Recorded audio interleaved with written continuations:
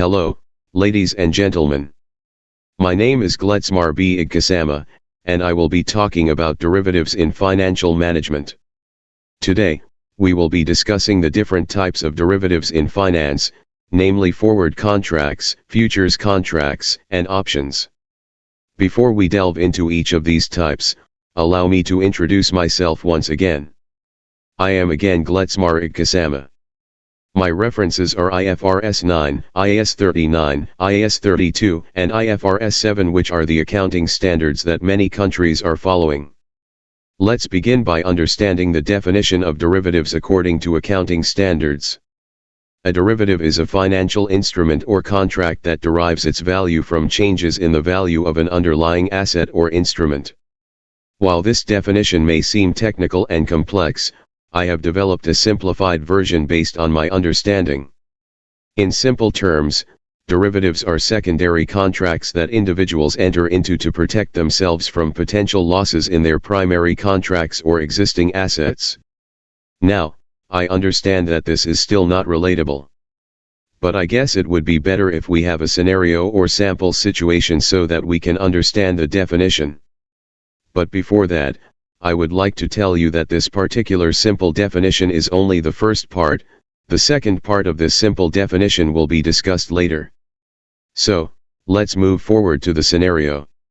So, for example, on April 1st, Baby M entered into a contract with a seller to buy 10 whole roasted pigs on May 15th for his party, or after 1.5 months.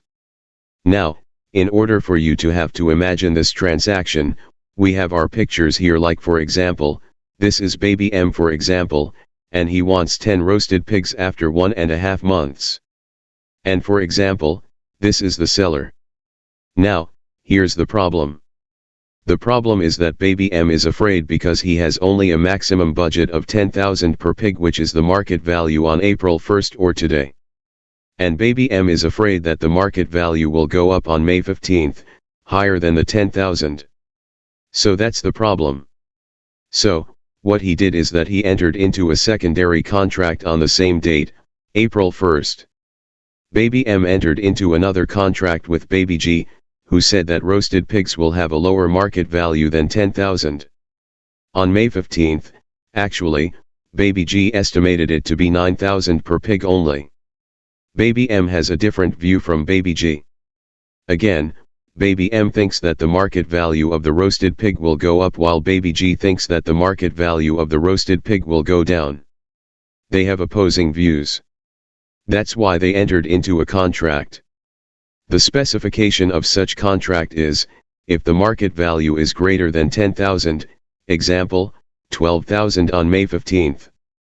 Baby M will only pay 10,000 per pig. The deficiency, which is 2,000 per pig, will be paid by Baby G. So that's their contract.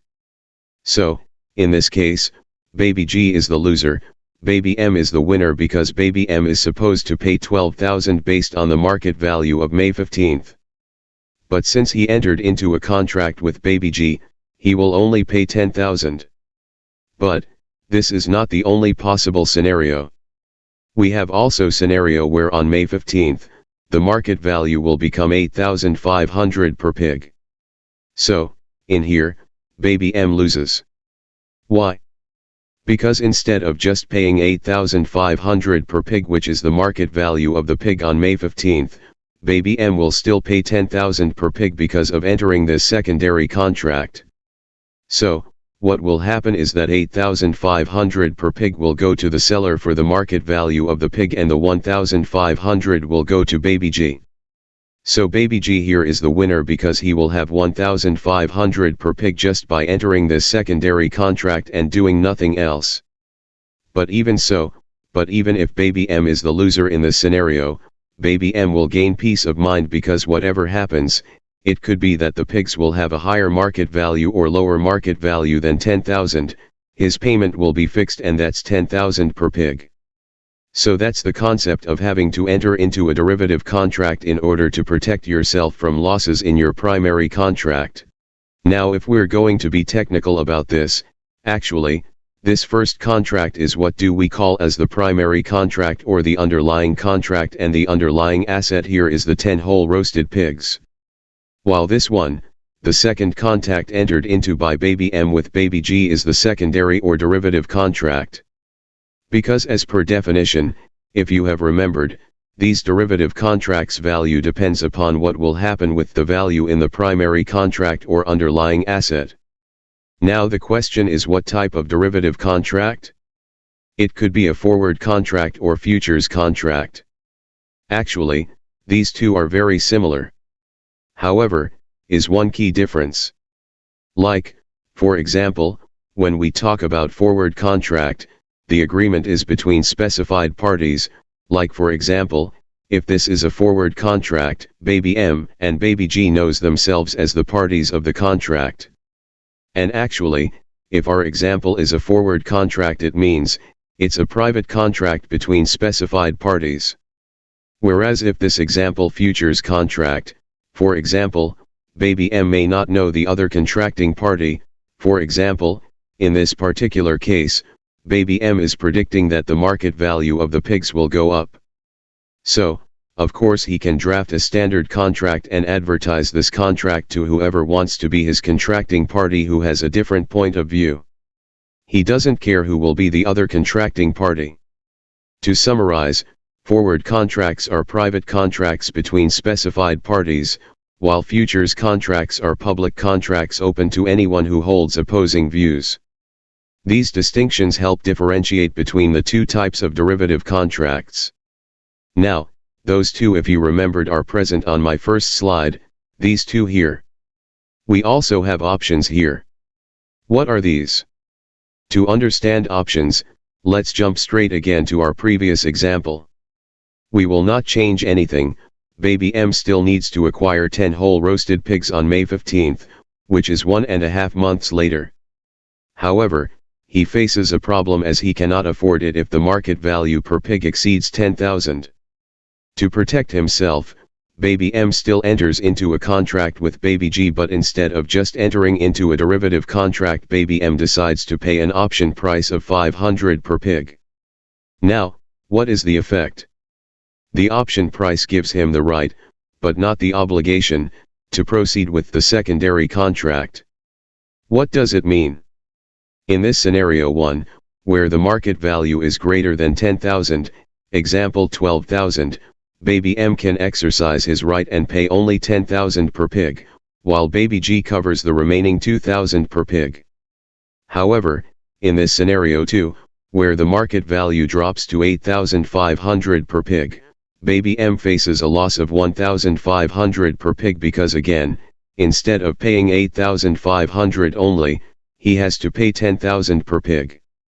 And he has to pay 1,500 per pig to baby G. But because he paid for the option price, baby M has the option not to proceed with the contract, in which case he only pays the market value of 8,500 per pig, without the additional 1,500 to baby G. So that's the beauty of entering into an option contract and paying for the option price. Again, if you pay for option price, you will have the right to execute the contract, but you have no obligation to proceed with the secondary contract, especially if it is disadvantageous for you. However, the downside of paying option price is that it cannot be reimbursed. Therefore, in our example, the option price of 500 per pig cannot be reimbursed. Therefore, in the second scenario, baby M's net gain would not be 1,500 per pig. It will only be 1,000 per pig, 1,500 minus 500 option price. Now, let's go to the last part of my presentation. Let's move on to the second part of the definition that I promised. Actually, aside from this first part, derivatives are also secondary contracts that individuals enter into to gain from speculation by assuming risk. The first part of the definition focuses on protection, which complements with baby M's perspective in our example because baby M entered into the secondary contract for protection, while the second part of the definition complements with baby G's perspective.